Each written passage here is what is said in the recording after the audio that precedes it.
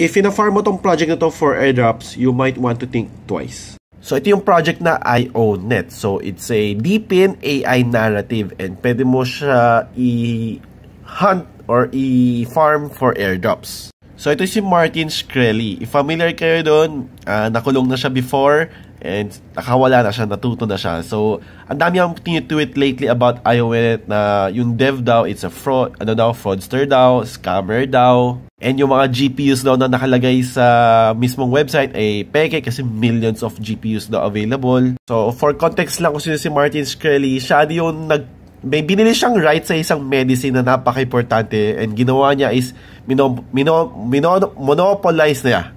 No? So, tinaas niya yung presyo ng isang medicine from $13 to $750.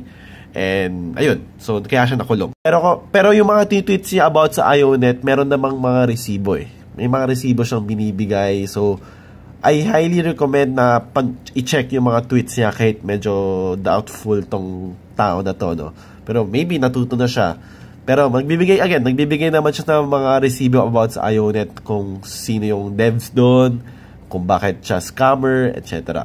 But don't worry, no? Kasi if hindi mo fina-farm yung IONet, meron pa namang 2 other similar project, which is yung Grass Network, na matagal na nating fina-farm yun, and second is yung Uprock na upcoming na lalabas sa Solana Network. Upcoming kasi sure na yun, no? Lalabas na kasi nanalo siya sa Jupiter Launchpad. If interested ka i-farm yung mga ibang other projects, punta kayo or sali kayo sa Telegram group ko. Okay? Search nyo Archie Alpha. Or punta kayo sa link sa bio ko, click mo na yung Telegram group ko dun.